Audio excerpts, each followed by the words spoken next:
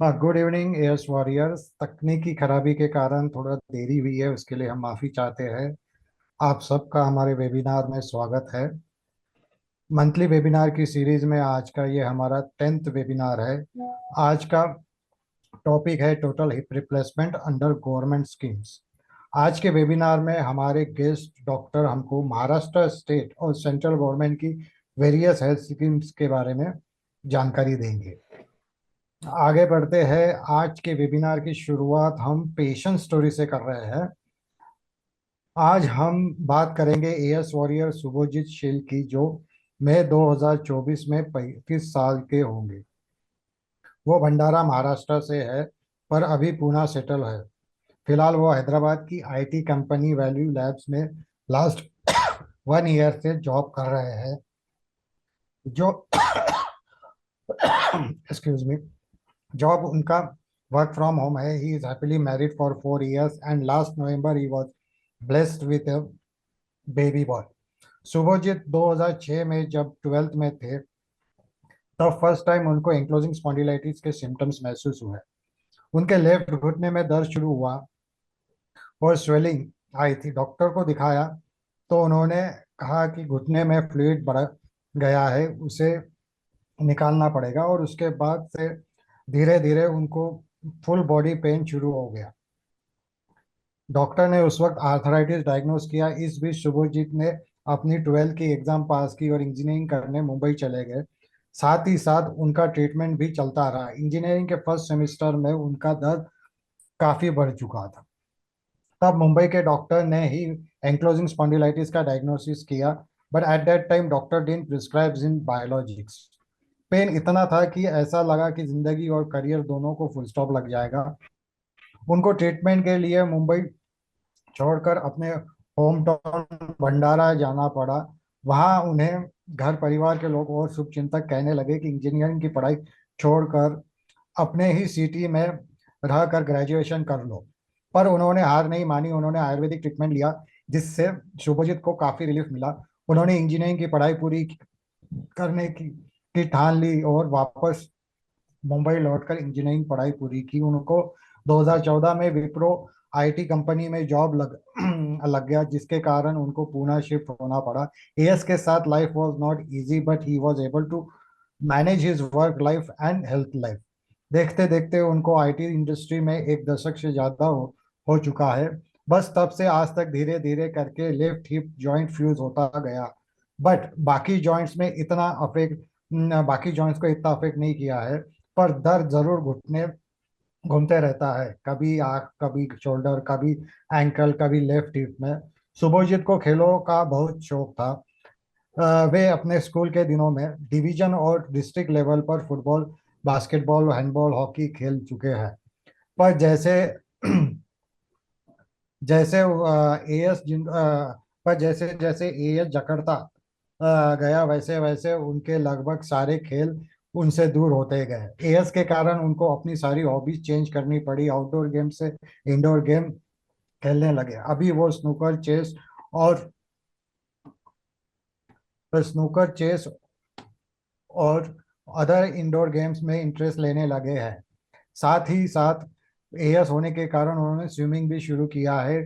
क्योंकि ये शुभोजित पहले से स्पोर्ट्स पर्सन थे, तो कभी उनको डाउन फील होने का मौका नहीं मिला, जो उनको निगेटिविटी की तरफ ढकेल दे। शुभोजित थोड़े इमोशनल के साथ साथ प्रैक्टिकल भी है, इसलिए कभी डिप्रेसिव थॉट को हावी नहीं होने दिया। शुभजीत को उनकी फैमिली ने भी काफी सपोर्ट किया है। उनके माता पिता, छोटे भाई उनकी एएस की जर्नी में हमेशा साथ रहे हैं, और उसी सपोर्ट सिस्टम को अब उनकी वाइफ ने दुगना किया है। He is very thankful for the support he is receiving from his family. Shubhajit की जिंदगी में उतार चढ़ाव आते गए, पर साथ ही उनको मोटिवेट करने के लिए पॉजिटिव लोग भी मिलते गए, जिन्होंने उनके अंदर का चेयरफुल और ऑप्टिमिस्टिक पर्सन जगाए रखा है। इसी कारण वो आने वाले अपने 35th बर्थडे को लेफ्ट हिप रिप्लेसमेंट सर्जरी करने की सोच रहे हैं। और वो उम्मीद करते हैं कि सर्जरी के बाद अपनी जिंदगी की चुनौतियों से अच्छी तरह लड़ सकेंगे और अपनी जिंदगी और फैमिली के प्रति रिस्पॉन्सिबिलिटीज को अच्छे से निभा सकेंगे। एएसडब्ल्यूएस के परिवार की तरफ से हम शुभोजीत को उनके फ्यूचर के लिए शुभकामनाएं देते हैं। We all wish him a successful hip replacement surgery and a speedy recovery.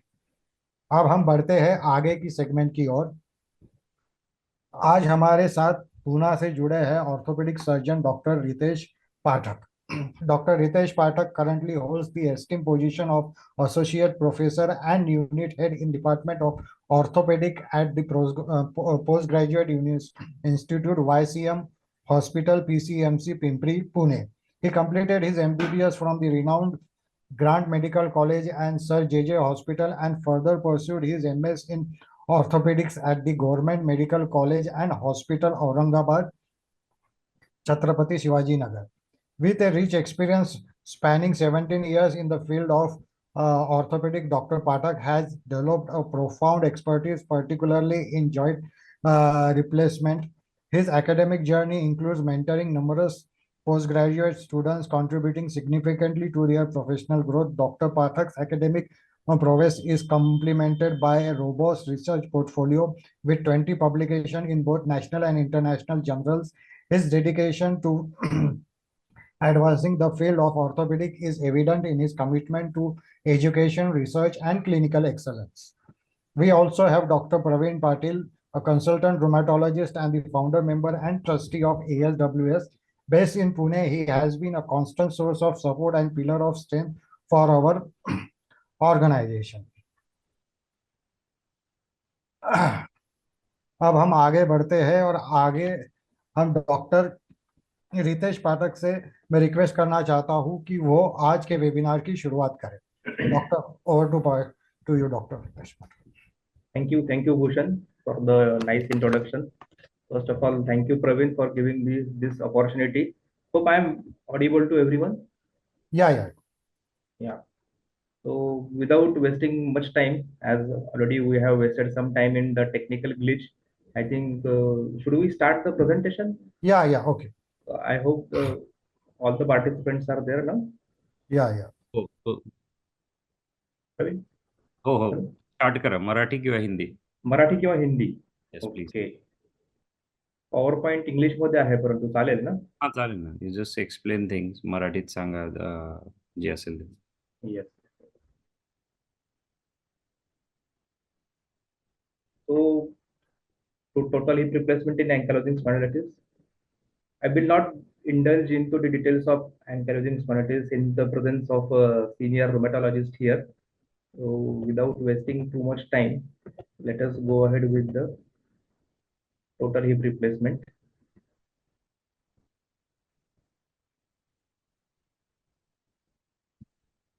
So, जैसा सबको मालूम है, एंकाइलोजिंग स्पॉन्डिलाइटिस में hip is one of the major joint जो इन्वॉल्व होता है. तो उसमें as everyone knows fusion, hip joint का फ्यूजन होता है. तो यहाँ पर मैंने दो एक्सरेज रखे हैं.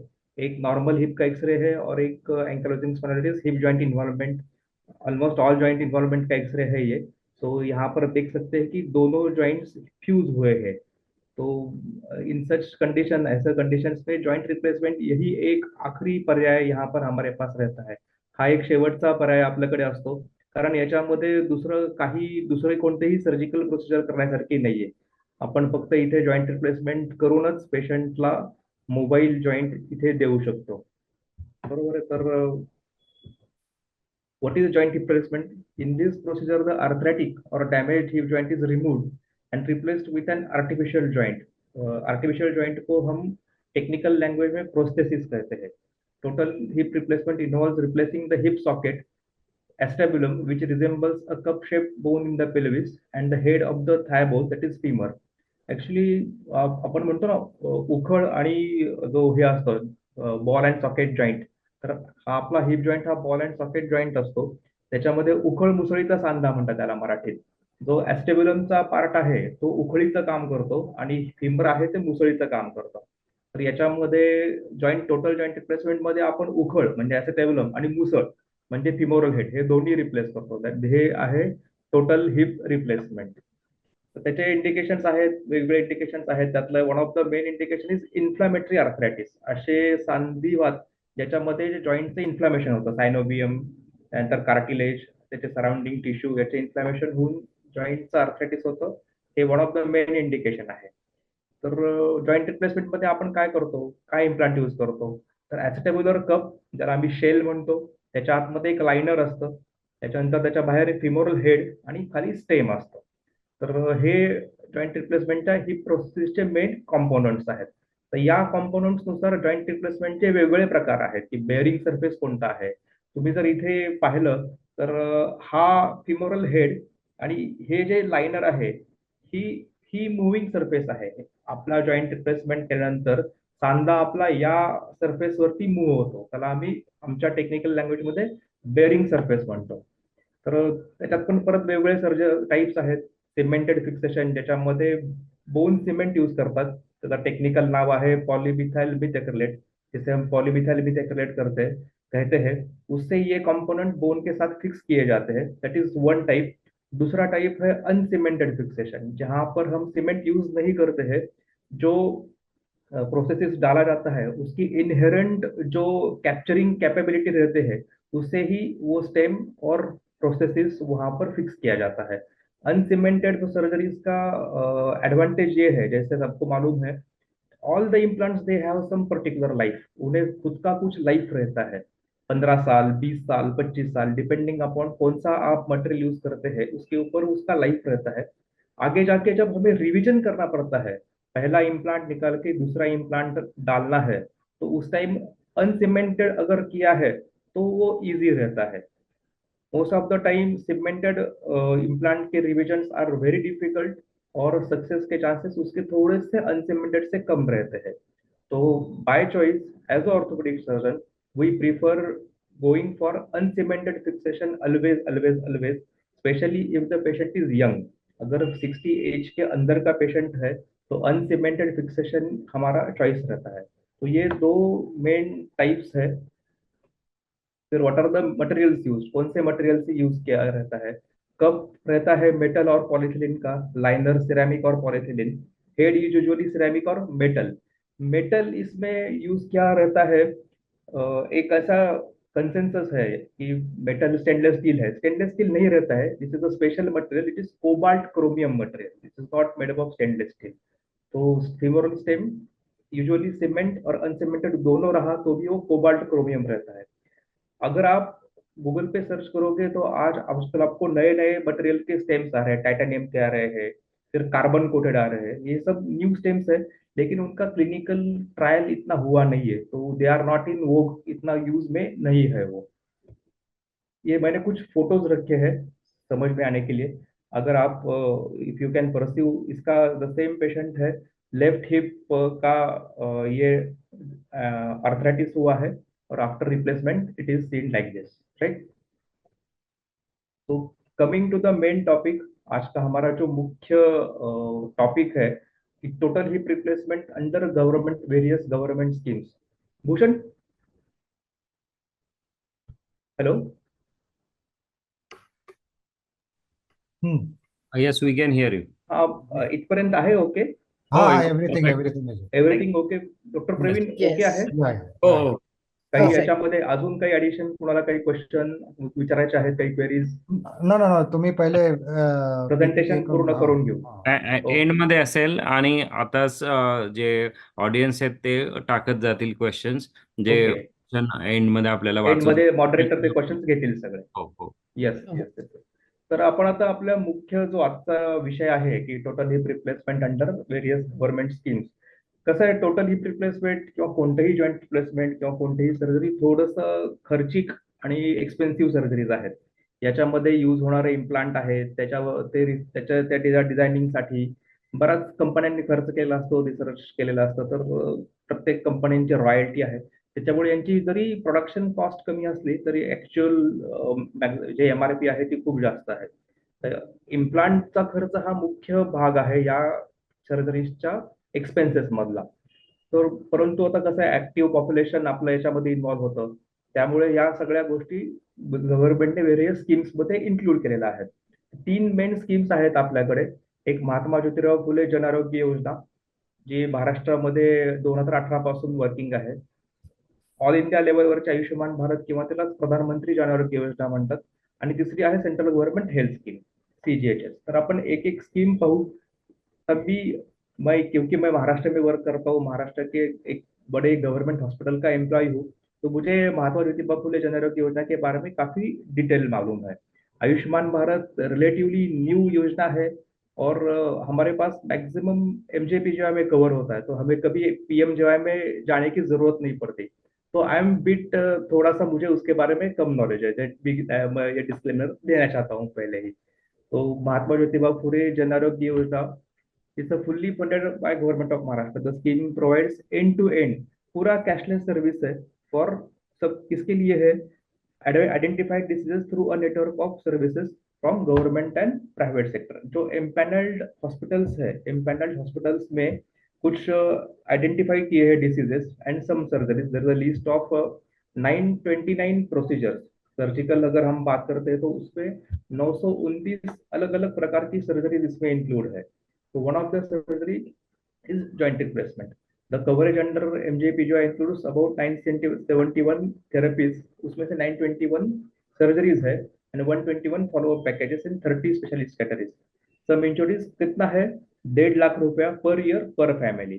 Can be utilized as an individual or on a family floater basis. अभी बेनिफिशियरीज कौन हो सकते हैं इसमें? तो there are 3 categories, category A, category B and category C. Category A में तो families who are holding yellow ration card, Antyodaya Anna Yojana ration card, Annapurna ration card, orange ration card जिनका एनुअल इनकम ₹1 लाख से कम है, issued by civil supplies department of the government of Maharashtra in all 36 district. तो ये this is about 36 all 36 district of Maharashtra. Category B में there are some districts which are affected by some natural calamities, always they are distressed. उसमें से जो white ration card eligible white ration card holders है उनको भी ये योजना लागू है. कैटेगरी में 36 डिस्ट्रिक्ट्स पूरे कवर्ड है. जिनके पास येलो रेशन कार्ड है, बिलो पॉवर्टी लाइन का जो रेशन कार्ड रहता है, वो 36 डिस्ट्रिक्ट कवर्ड है. white ration card holders from these 14 districts. Then there is category C, which covers government from the children from government orphanages, students of ashram shala, महिला आश्रम के inmate, senior citizens of government old age home, journalist, construction workers, हे वेगवेगळे.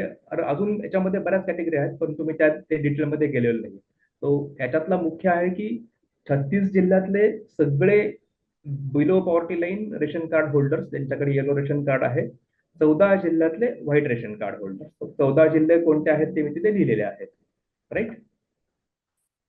काय documents लागतात त्याला? In Maharashtra total hip replacement surgeries fully covered under Mahatma Jyotiba Phule Jan Arogya Yojana at empanelled government and private hospitals. यहाँ पर कुछ कंफ्यूजन होता है कि it is covered under all hospitals. तर ऑल हॉस्पिटल्स मध्ये कव्हर नाहीये. जे गव्हर्नमेंट हॉस्पिटल्स आणि प्रायव्हेट हॉस्पिटल जे MGPI योजनेला एम्पॅनल्ड आहेत, आपल्याला एम्पॅनलमेंट घ्यावं लागतं, तर त्या एम्पॅनल्ड हॉस्पिटललाच हे कवर्ड आहेत. ते डॉक्युमेंट्स काय काय लागतात? फोटो ID प्रूफ लगता है आपको. Any photo ID proof issued by the government authorities like Aadhaar card, PAN card, driving licence, voter ID, passport, और as a proof of your below poverty line yellow और orange ration card. Coming to the Ayushman Bharat Yojana. Ayushman Bharat Pradhan जन was launched in government of India on 23 सितंबर 2018. इसमें भी यही सब चीजें covered है. बट व्हेन अ पेशेंट, उसका 1.5 लाख का जो MJPGY का जो ये है लिमिट है, वो एक्सीड होने के बाद ही महाराष्ट्र में PMJY योजना का वो लाभ ले सकता है. लेकिन आउट ऑफ स्टेट के जो है उनके लिए ये this is they can directly take the advantage of PMJY योजना. राइट.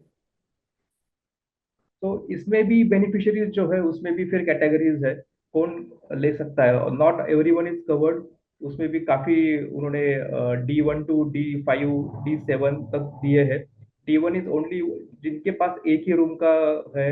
इफ यू, आपको अगर एलिजिबिलिटी चेक करना है किसी का, तो there are some how to check the eligibility on Ayushman Bharat. ये स्टेप वाइज दिया है. You can visit the website www.pmjy.go.in. उसमें एम आई एलिजिबल करके एक सेपरेट टैब आता है. उसमें आपको मोबाइल नंबर डालना है, OTP आता है, OTP वेरीफाई करना है, आपके डिटेल्स डालने हैं. आपको उसका एलिजिबिलिटी तुरंत पता चल जाता है कि whether you are eligible to take the advantage of PMJY योजना. इसके लिए क्या क्या डॉक्यूमेंट्स लगते हैं? Again under PMJY total hip replacement is 100% covered throughout India at empaneled government and private hospitals. इसके लिए लिस्ट ऑफ डॉक्यूमेंट्स थोड़ा सा डिटेल लगता है। Age and identity proof, Aadhaar card, PAN card, contact details, caste certificate, income certificate, maximum annual income इसके लिए 5 लाख का है, MJBJY में 1 लाख का है। Document proof of the current status of the family to be covered, joint family है, nuclear family है, कैसा घर है, कच्चा घर है, वो जो डॉक्यूमेंट जो एलिजिबिलिटी क्राइटेरिया है उसके हिसाब से, राइट। दिस इज हाउ मैंने इसका फोटोग्राफ लगा है, वेबसाइट का ही फोटो है ये, how to confirm your eligibility. You can see here confirm identity through individual and family, beneficiary identification and registration, hospital select package, इसमें आप एलिजिबिलिटी आपका चेक कर सकते हैं, राइट। CGHS में भी कवर्ड है CGHS, but I am not going to go into the details because this is only for those who are central government employees, right? So mainly joint replacement, total hip replacement is 100% covered under Mahatma Jyotiba Phule Jan Arogya Yojana and PMJY Yojana, that is Ayushman Bharat Yojana. Documents क्या क्या चाहिए इसके लिए? Identity proof और proof of the income of the family, either bye yellow ration card और white ration card और the certificate issued by your tehsildar, right? So this much I wanted to say, that is all I can have to say. Where I am working at present, YCM Hospital, I can proudly say that both this Ayushman Bharat and MJBY Yojana are fully functioning at our hospital, and I can say that in last one and a half year we have done more than 50 total hip replacement at our hospital, not only for ankylosing spondylitis, all the indications of total hip replacement, mainly the vascular necrosis, and if any patient is from Pune, I'll be more than happy to serve him, right? Thank you very much. Thank you, Praveen, for giving me this opportunity. Thank you doctor very much. आज के topic को इतने विस्तार में समझाने के लिए। अगले सेगमेंट की तरफ बढ़ते हुए मैं डॉक्टर प्रवीण पाटिल से भी रिक्वेस्ट करना चाहूँगा कि वो आज के टॉपिक पर अपना ओपिनियन शेयर करें। Okay, thank you doctor Ritesh. तुमचं स्क्रीन शेअर बंद करून टाका Yes, आता. yes. एकच मॅडम. हां. Yeah. Great. Okay. So first of all, we are grateful की तुम्ही आज वेळ दिला आमच्या वॉरियर्स बरोबर बोलायला आणि खूप सोप्या पद्धतीत सांगितलंय.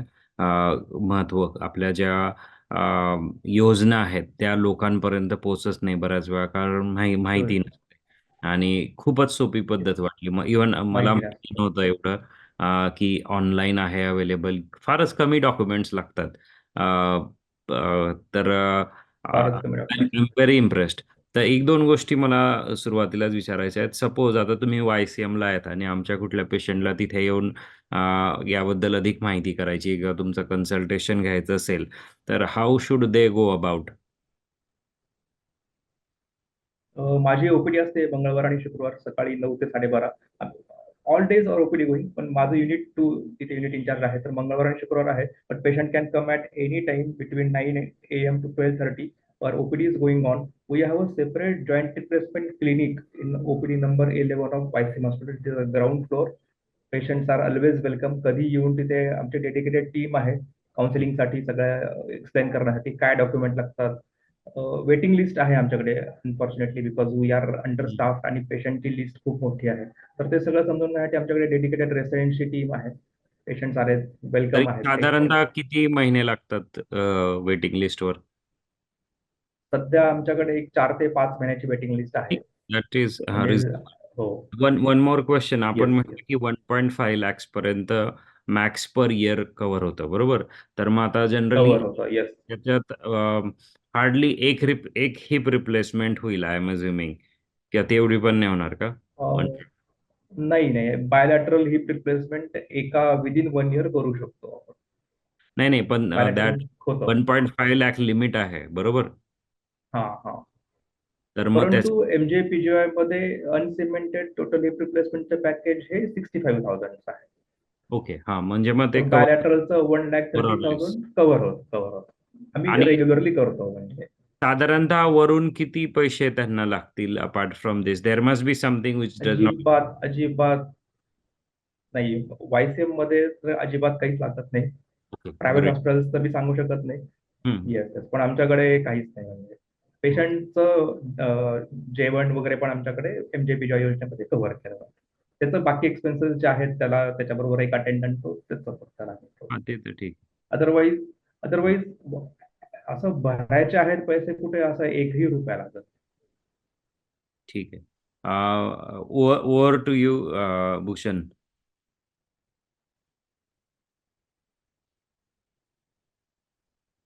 तुम्ही म्यूटवर आहे, युअर ऑन म्यूट. हाँ, thank you doctor Praveen Patil and thank you doctor Ritesh Pathak, जो भी मतलब डॉक्टर प्रवीण पाटिल के क्यूरीज थे उनको आंसर करने के लिए, रिप्लाई करने के लिए। अब हम आगे के सेगमेंट की तरफ बढ़ते हैं जो है Q&A सेशन।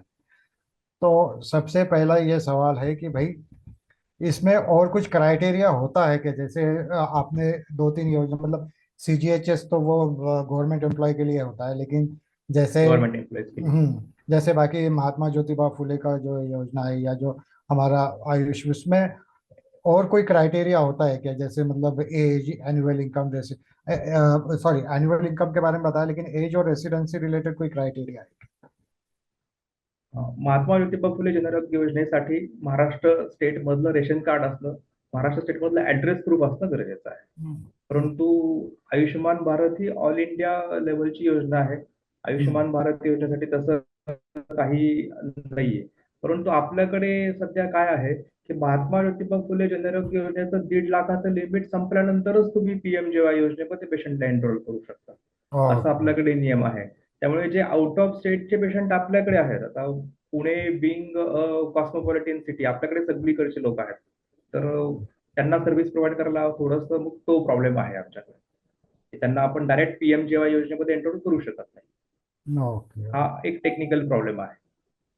ओके, थोडं हिंदी मध्ये बोलाल का, कारण की पेशंट खूप म्हणून राहिलेले. तो शायद ऐसे ऐसे पेशेंट्स को वहां जाकर ही पता करना चाहिए. Is that correct? हाँ, यस यस यस, ऐसे पेशेंट अगर आते हैं OPD में, उनका एलिजिबिलिटी जो हमारा मास्टर सर्वर है उसके ऊपर चेक करके ही बताया जा सकता है. ओके तो सबसे बेस्ट यही है कि पेशेंट डॉक्यूमेंट्स लेके यहाँ पर आए, थोड़ा सा टाइम निकाल कर आए, क्योंकि बीइंग अ गवर्नमेंट हॉस्पिटल थोड़ा भीड़ और वो सब रहता है. टाइम निकाल के पेशेंटली अगर पेशेंट आता है तो उसका एलिजिबिलिटी पता करके दे सकते हैं हम कि उसका यहाँ पर कवर होगा कि नहीं होगा. तो अगर यहाँ वर्थ पर कवर नहीं होगा वर्थ तो ट्राइंग, बराबर. कहाँ तो वर्थ पर trying trying. Yes getting YCM joint replacement OPD, correct? Yes yes yes. 11 number orthopaedic OPD, उसमें जॉइंट रिप्लेसमेंट क्लिनिक है सेपरेट. ठीक. Okay, thank you thank you thank you. एक सवाल हमारे पास आरोग्य मित्र है. आरोग्य मित्र पेशेंट को बाद में डायरेक्ट भी करते हैं कि यहाँ पर नहीं होगा आपका, तो आपके स्टेट में कौन से हॉस्पिटल है इसमें एम्पैनल्ड जहां पर आप जाके कर सकते हैं. ओके तो उतना हम बोल सकते हैं उनको कि जैसे पेशेंट समझो आरोग्य मध्य मित्र प्रदेश क्या से होता है. है? मध्य प्रदेश आरोग्य मित्र ये एक पोस्ट है जो जिस महात्मा ज्योतिबा फुले जनआरोग्य योजना इम्प्लीमेंट करने के लिए गवर्नमेंट ने जो सेपरेट उसका जो एस्टेब्लिशमेंट किया है, वहां पर जो हेल्पर है जो पेशेंट्स को गाइड करते हैं कि आपको ये डॉक्यूमेंट लाने हैं, आपके पास ये नहीं है, आप उसका ये करो, पूर्तता करो, यहाँ पर नहीं होगा तो आपके सेट में कहाँ पर होगा. दीज आर पेशेंट के लिए हेल्पर्स है.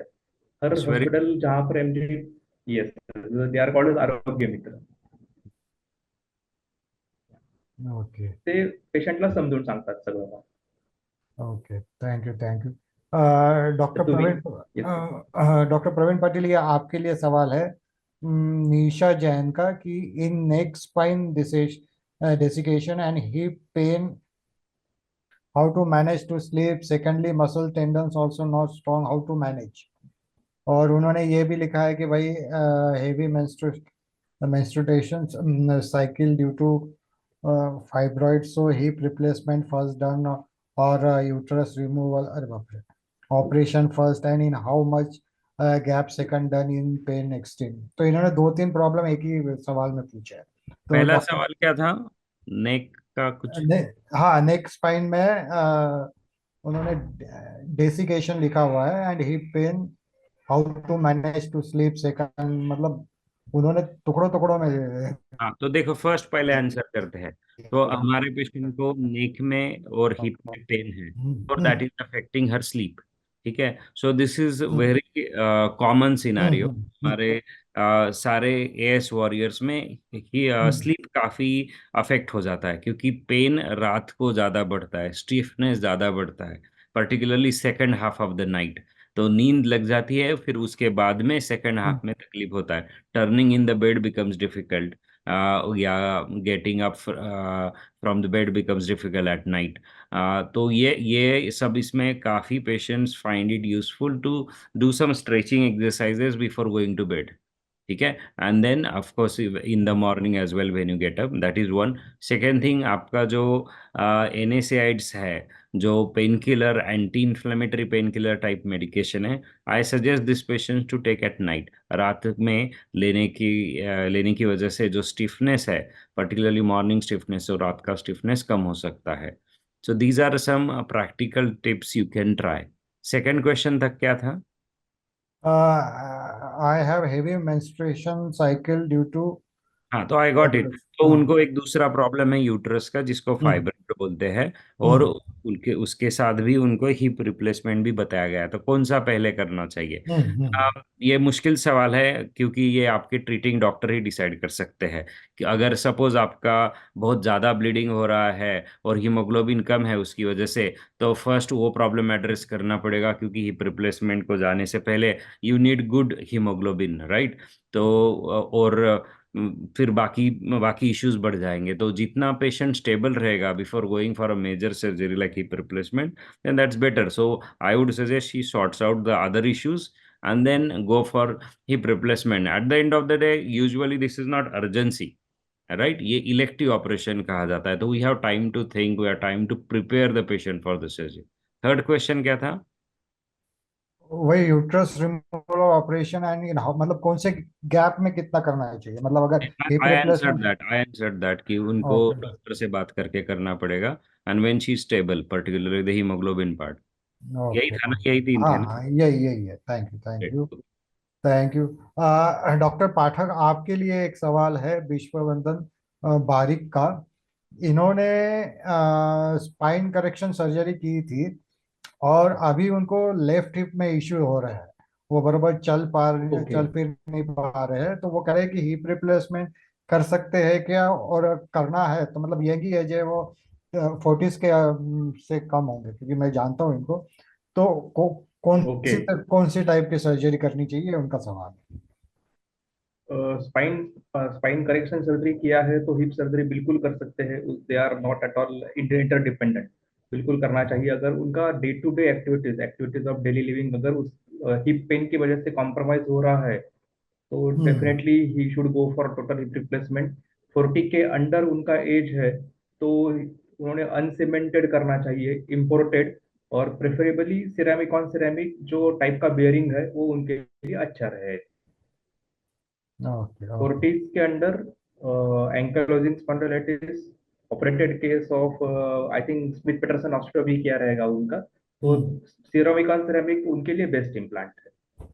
Okay okay, thank you, thank you, thank you. Doctor Praveen Patil, ये सवाल आपके लिए है कि भाई मोस्टली पेशेंट अगर रोमेटोलॉजिस्ट के पास आ रहे हैं, ठीक है, और उसकी कंडीशन ऐसी हो रही है कि भाई हिप रिप्लेसमेंट करना है, तो ये कैसे मतलब मतलब ये कैसे मतलब डिसाइड होता है कि भाई उसका चलना कम हुआ है या वो बेड रिडन हुआ है, ये फैक्टर कैसे डिसाइड होते हैं, डॉक्टर प्रवीण यूजुअली, पाटिल? हाँ, यूजुअली हम ये मानते हैं कि हिप रिप्लेसमेंट या कोई भी जॉइंट रिप्लेसमेंट कब करना चाहिए, ये पेशेंट डिसाइड करता है, डॉक्टर नहीं डिसाइड करता है, क्योंकि हर एक का रिक्वायरमेंट अलग अलग है उस जॉइंट से, राइट? इसके एक्सपेक्टेशन अलग अलग है। सपोज कोई हाउस वाइफ है और उसको शायद ज़्यादा कुछ काम नहीं करना है, she has lot of help available at home and she can bear good amount of pain, so she may delay that procedure by few years, right? तो जितना वो लेट करेगी उतने लिए in a way it's okay for her, ठीक है, क्योंकि बाद में वो जो सेकंड रिवीजन लगेगा वो थोड़ा डिले हो जाएगा। बट अगर कोई जॉब कर रहा है, it is affecting their daily life, hip के या नी के पेन की वजह से रात का नींद डिस्टर्ब हो रहा है, so these are some indications की where we ask patient to consider the joint replacement. But usually कोई फिक्स रूल नहीं है, और इम्पोर्टेंट फंक्शन क्या है पेशेंट का, कितना अफेक्टेड है, ये डिसाइड करता है। और जब पर्टिकुलरली दवाइयों से उतना फर्क नहीं हो जाता है, तो all this patients they know कि पहले दवाई का असर अच्छे से हो रहा था, अभी नहीं हो रहा है, तो आई टेल देम कि now the pain they are experiencing is not from inflammation, it is from the wear and tear in the joints. Inflammation का कम, दर्द मैं कम कर सकता हूँ, बट वियर एंड टेयर का पेन मैं नहीं कम कर सकता हूँ। तो ऐसे सिचुएशन में जब उन्हें बार बार पेन किलर लेना पड़ रहा है, रोज लेना पड़ रहा है, ज़्यादा देर असर नहीं कर रहा है, तो these are some of the indication that patient should consider surgery. Thank you doctor, thank you. Doctor Ritesh Pathak, ये सवाल आपके लिए है। देवराज दास का है, ये कलकत्ता से है। ये आज इनकी एज है 32, और 20 साल की एज में इनका दोनों हिप का रिप्लेसमेंट हो चुका है। तो लगभग 12 साल हो गए हैं। तो ये कितने साल और चलेगा ये पूछ रहे हैं। और next time revision hip replacement surgery करनी पड़ेगी तो वो कौन सी बेस्ट रहेंगी, ये सवाल है। तो डॉक्टर रितेश पाठक, ये आपके लिए है। ये सवाल का आंसर करना is difficult for me, because कौन सा इम्प्लांट यूज किया है, कौन से बेयरिंग सरफेस है, ये देखे, ये इम्प्लांट देखे बगैर, ये उनके ट्रीटिंग सर्जन जो है जिन्होंने ऑपरेशन किया है, he is the best person to answer this. Without seeing the patient, without knowing exactly which implants are used, I can predict how much it will survive. और जो पहले डाला है उसके ऊपर नेक्स्ट इम्प्लांट कौन सा डालना है वो डिपेंडेंट रहता है रिवीजन में। So I think this particular question is like doing a consultation. It's not, I think it's out of purview of this webinar. What, okay. Praveen? Correct, का ये काफ़ी चीज़ें इंडिविजुअलिस्टिक होती है, तो आपको you will have to consult हाँ, proper joint replacement surgeon कुछ चीज़ों के लिए। proper joint यहाँ पर replacement हम surgery. मोटा Yeah, yeah. मोटी एक प्रिंसिपल्स बता सकते हैं, गाइड बता सकते Guide बता सकते हो। Okay okay, thank you, thank you.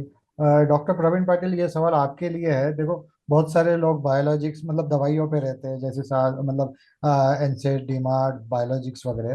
तो ऐसे इसमें अगर उनको हिप रिप्लेसमेंट सर्जरी करनी है तो कौन सी दवाइयाँ कंटिन्यूस कर सकते हैं और कौन सी दवाइयाँ उनको बंद करने की जरूरत पड़ेगी? हैं। ओके, तो ये काफ़ी अच्छा सवाल है।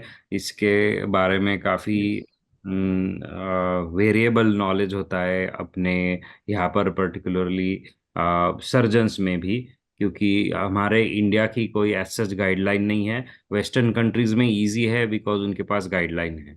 तो यहाँ के सर्जन्स का मानना है कि हमारे यहाँ पर इन्फेक्शन का रिस्क ज़्यादा है, इसलिए दे वरी अबाउट दिस मेडिकेशंस, और इन्फेक्शन का रिस्क ज़्यादा है इसलिए वो बंद करना पसंद करते हैं। However, if you look at the Western guidelines, उनमें एम्फेसिस है कि मोस्ट ऑफ द दवाई कंटिन्यू करना चाहिए before, during and after surgery, except for biologics and new drugs like JAK inhibitors. So biologics का सिंपल है, एक उसका जो लाइफ साइकिल है वो ओमिट करना चाहिए। Suppose you are taking injection call etanercept, and वो हफ्ते में एक बार लेना है, ये बायोलॉजिक्स का इंजेक्शन है, तो you just have to miss one dose, 1 week का। 1 वीक का डोज के बाद में अगर सपोज आपने लास्ट ट्यूसडे को लिया था, तो इस ट्यूसडे के बाद आप कभी भी सर्जरी करा सकते हो, क्योंकि it has got washed out from your system. Suppose you are taking another injection called adalimumab, और आप 15 दिन में एक बार लेते हो, तो आपका लास्ट डोज 15 दिन पहले था, तो आज से आप कभी भी सर्जरी करवा सकते हो। So similarly infliximab which is every 2 months, तो उसका रूल भी सेम है। जैक इनहिबिटर जिसको टोफासिटिनिब नाम से हम जानते हैं, वो काफ़ी शॉर्ट एक्टिंग है। तो 3 और 4 डेज बिफोर सर्जरी एंड 3 और 4 days after surgery is good enough. मतलब 3 से 4 दिन पहले बंद कर दो, और सर्जरी के 3 से 4 दिन बाद स्टार्ट कर दो। क्या होता है, क्योंकि पोस्ट ऑपरेटिव फ्लेयर होने का रिस्क होता है, आपका बीमारी वापस आने की पॉसिबिलिटी होती है, और उससे इन्फेक्शन का रिस्क बढ़ जाता है, क्योंकि inflame joint is invitation for infection. तो इसीलिए ये बैलेंस रखना बहुत जरूरी है कि आपका बीमारी भी उतने अच्छे ही कंट्रोल में होना चाहिए. So this is what I suggest to all my patient. बाकी जो दवाइयाँ है, सल्फेसालाजिन है सपोज कोई, या मेथोट्रेक्सेट है, तो या लेफ्लुनामाइड है, ये सब बंद करने की कोई ज़रूरत नहीं होती है जनरली. बट अगर I tell my patient if your surgeon is not comfortable, stop it for few days. कोई ज़्यादा फर्क नहीं पड़ेगा, we can always restart it, but keep your surgeon happy. Thank you doctor. Doctor Pathak, आपके लिए तीन चार सवाल है. एक तो जो रिवीजन सर्जरी होती है, ठीक है, तो वो या मतलब मान लो पहले उन्होंने मदद ली हो या ना ली हो गवर्नमेंट के यहाँ से, तो रिवीजन सर्जरी के लिए वो गवर्नमेंट की मदद ले सकते हैं क्या? और दूसरा, एक यस डिसलोकेशन का इशू कभी कभी होता है पेशेंट्स में, तो होता है. उसमें भी मतलब मान लो उसने सर्जरी की गवर्नमेंट हेल्प के थ्रू और फिर डिसलोकेट होता है, तो फिर से उसको हेल्प मिल सकती है क्या? ये दो सवाल है. ये उस क्वेश्चन का सब ये देता हूँ, जवाब देता हूँ. रिवीजन सर्जरी महात्मा ज्योतिबा जनोरक्ति योजना जो महाराष्ट्र की योजना है उस पर कवर्ड नहीं है. हम कोशिश कर रहे हैं गवर्नमेंट को रिक्वेस्ट करके कि वो भी कवर किया जाए. आवाज येतो ना माझा हो हो, लाउड एंड क्लियर. भूषण? हो हो, येस. आवाज देते हैं. हो येतोय. हा आहे. तर प्रधानमंत्री जन आरोग्य योजना प्रधानमंत्री जन आरोग्य योजना आयुष्मान भारत योजना में रिवीजन सर्जरी कवर्ड है. तो रिवीजन सर्जरी जो पहले 12 साल पहले किए हुए हैं वो रिवाइज कर सकते हैं अभी. कोई अगर सर्जरी का कॉम्प्लिकेशन होता है, जैसे डिसलोकेशन है, डिसलोकेशन रिप्लेसमेंट का कॉमन कॉम्प्लिकेशन है. कोई भी सर्जरी का सर्जरी होने 3 महीने तक कवर रहता है. 3 महीने का कवर नहीं रहता है. अगर 3 महीने होता है तो हम उसको रिड्यूस कर सकते हैं, उसके लिए रिवाइज कर सकते हैं. Okay okay okay. थोड़ा कोई टेक्निकल भूषण? इश्यू है. हा सरांचा आवाज थोडा इको येतोय सर. हा. थोडासा नेटवर्कचा आय थिंक इश्यू असेल. हेलो. ही व्हिडिओ स्टॉप करू का माझा? म्हणजे हाँ हाँ, मैं तब तक के चालेल. डॉक्टर. हाँ हाँ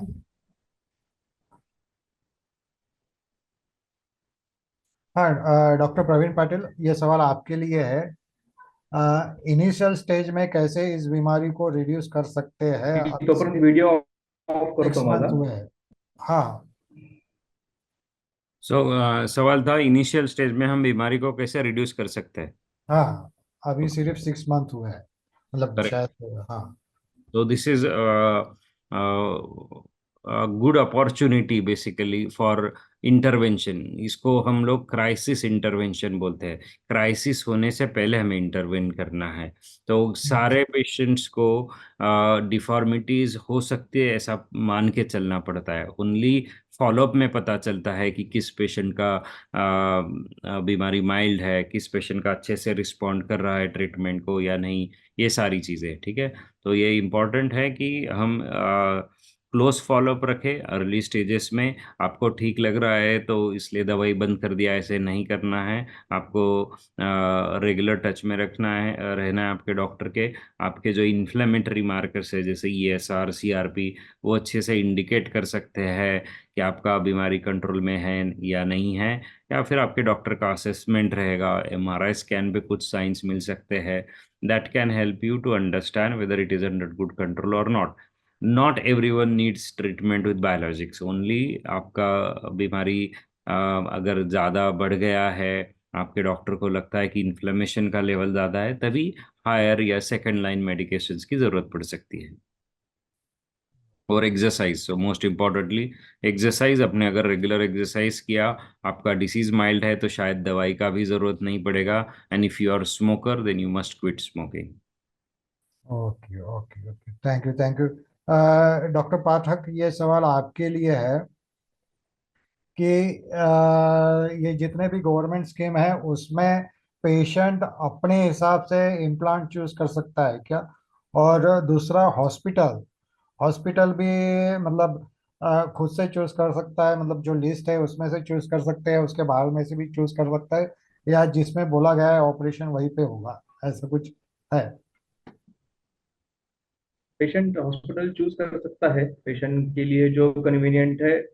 एम्पैनल्ड हॉस्पिटल में से उसको जो कन्वीनियंट है वो चूज कर सकता है। ऐसा उसके ऊपर कुछ रेस्ट्रिक्शन नहीं है। Patient can choose the hospital. अगर वो वाईसीएम पीसीएमसी लिमिट में है, he can go to YCM. If he likes he can, it is his choice. Regarding implant, usually the choice of implant under Yojana is decided by the doctor, not the patient, because it is like doing, we can say it is rationing. We have to use it judiciously.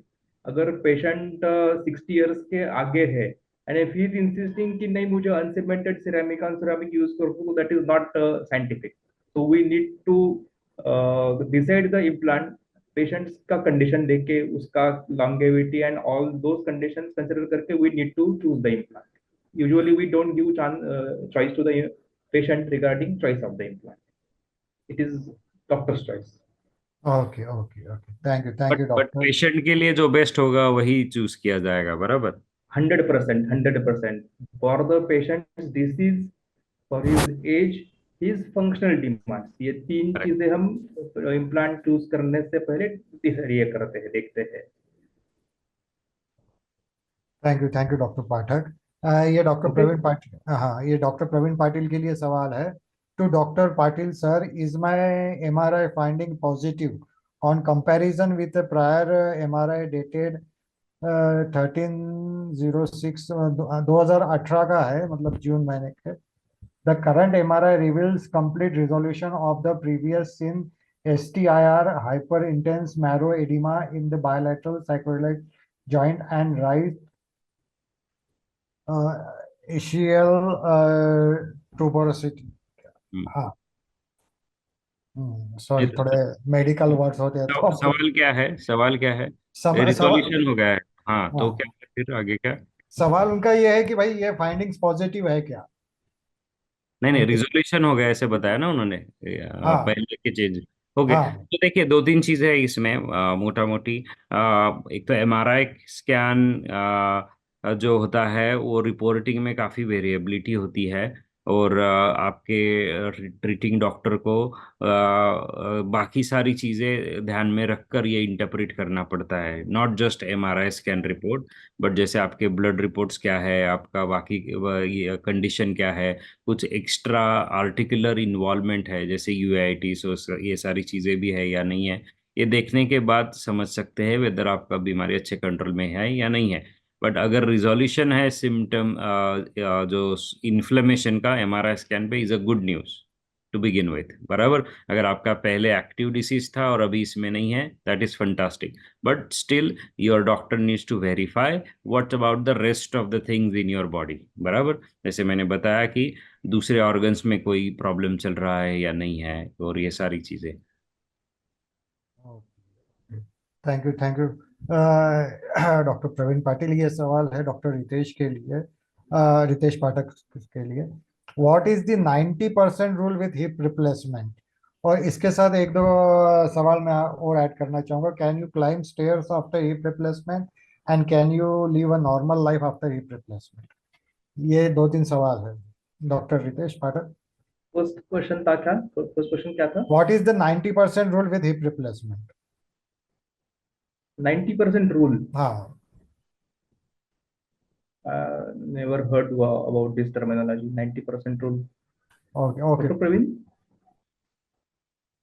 नहीं, I am not aware about any 90% rule. I am also not 90% rule. maybe second we question. maybe we counsel 90% patient and only 10% undergo the surgery. 90% या That's what happens 90 degree, usually. 90 degree कोई ऐसा नहीं है ना। अच्छा, ये can you climb stairs after hip replacement और can you live a normal life after hip replacement, ये एक सवाल Yes, absolutely. You can climb the stairs, no problem with that. Most important is post-operative rehabilitation, post-operative physiotherapy, strengthening of the very hip muscles, especially abductors, is very important. once your post-op rehabilitation protocol you have followed sincerely, you can climb the stairs, you can lead a absolutely normal life. Only activities which we ask patient to restrict is sitting cross-legged and squatting. मांडी घालून बसायचं नाही आणि Indian toilet वापरायचं नाही. ह्या दोन गोष्टी आम्ही अवॉइड करायला सांगतो. असं नाही की करू शकत नाही. मांडी घालून पेशंट बसू स्क्वॅटिंग पोझिशन मध्ये पण बसू शकतात. फक्त या दोन गोष्टी केल्यानंतर रिव्हिजन लवकर लागण्याचे चान्सेस असतात. Specially J metal on poly implant वापरतो आम्ही, त्याचं वेअर अँड टेअर या दोन पोझिशन्स मध्ये सगळ्यात जास्त होतं. म्हणून आम्ही या दोन ऍक्टिव्हिटी पेशंटला रेस्ट्रिक्ट करायला सांगतो. Otherwise they can do all the activities whatever they want. And no patients जे हिप रिप्लेसमेंट केल्यानंतर टेकिंग करतात, राईट. तो मला वाटत नाही की त्याच्यात काही प्रॉब्लेम आहे. Okay okay, thank you. मतलब इंडियन टॉयलेट यूज नहीं करना चाहिए और क्रॉस लेग बैठना नहीं चाहिए. अगर वो करते क्रॉस हैं लेग तो सेफ्टी, हाँ मांडी डाल के बैठ. हाँ, रिवीजन सर्जरी होने के यू आर जल्दी हो जाएगा. प्रीपोनिंग द रिवीजन, ओके. जल्दी हो जाएगा. इंस्टेड जैसे आपका 20 साल चलने वाला है, वो आप 15 साल में ही रिवीजन इनवाइट कर रहे हैं. Okay okay. और एक और सवाल है कि भाई मतलब अभी कैसा है कि एएस में काफी यंग पेशेंट्स होते हैं, कभी कभी 30 के नीचे के भी पेशेंट्स होते हैं. तो उनकी कोशिश ये रहती है कि भाई ऐसा इम्प्लांट डाला जाए जो ज्यादा दिनों तक के चलेगा. तो अभी ऐसा कोई इम्प्लांट है Yes. जो 25 साल 30 साल या उससे ज्यादा चलने वाला है? है. जो लॉन्गेस्ट अभी जिसका है लॉन्गेविटी रिसर्च में, वो जो इम्प्लांट है वो 33 इयर्स तक चला है. 33 इयर्स लाइफ है अभी जो इम्प्लांट यूज कर रहे हैं. Johnson and Johnson, I don't want to use any company name, but hydroxyapatite coated stem and uncemented cup press fit, ये इस टाइप का जो इम्प्लांट है वो 33 इयर्स चला हुआ है डॉक्यूमेंटेड. Okay okay okay. तो लेकिन it is up to patient का जो फंक्शनल डिमांड है उसके ऊपर है. फंक्शनल डिमांड पेशेंट कितना रिलीजियसली सब फॉलो करता है after surgery, those all the factors they decide how much early और how much late revision is needed. जो पेशेंट रिलीजियसली फॉलो करता है वो शायद कभी रिवीजन के लिए आते भी नहीं है, और जो बताने के बाद भी क्रॉस लिटिंग बैठते हैं, स्क्वैटिंग के करते हैं, वो 15 साल में आ जाएंगे. That's what it is. ऐसा फिक्स्ड क्राइटेरिया नहीं है कि 15 साल में ही होगा या 20 साल में ही होगा, रिवीजन लगेगा ही. कांट से.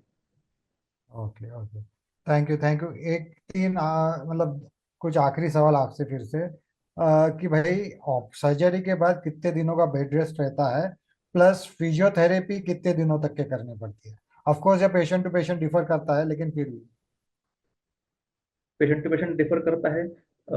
एज सच बेड रेस्ट नहीं रहता है. Once patient is out of anaesthesia, immediately next day हम पेशेंट के लिए वॉकिंग स्टार्ट करते हैं. एज अर्ली एज पॉसिबल उसका रिवैलिडेशन करना जरूरी है. एज अर्ली एज पॉसिबल उसको मोबिलाइज करना इज अवर एम.